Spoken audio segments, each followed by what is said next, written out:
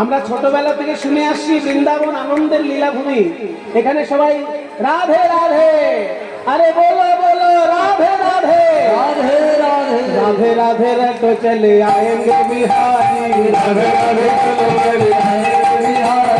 राधे राधे राधे चले आएंगे बिहार, अरे आएंगे बिहारी चलते आएंगे बिहारी, आएंगे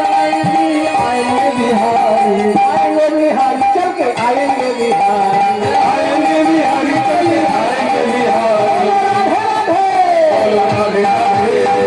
राधे राधे राधे चले आएंगे बिहारी, राधे राधे चलो आएंगे बिहारी, राधे राधे राधे चले आएंगे बिहारी, राधे प्यारी प्यारी हमारी सुधर प्यार राधा प्यारी,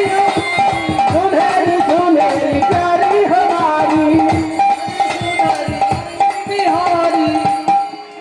अरे बांसुरी बजाए श्याम मुरारी, अरे बांसुरी बजाए श्याम मुरारी, बांसुरी बजाए श्याम मुरारी, बांसुरी बजाए श्याम मुरारी,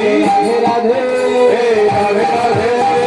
राधे राधे राधे चले आएंगे बिहारी, राधे राधे के चलो आएंगे बिहारी, आएंगे बिहारी चले आएंगे बिहारी, आएंगे बिहारी चले आएंगे बिहारी। এটাই তো আমরা বুঝতো বৃন্দাবনের ব্যাপারে।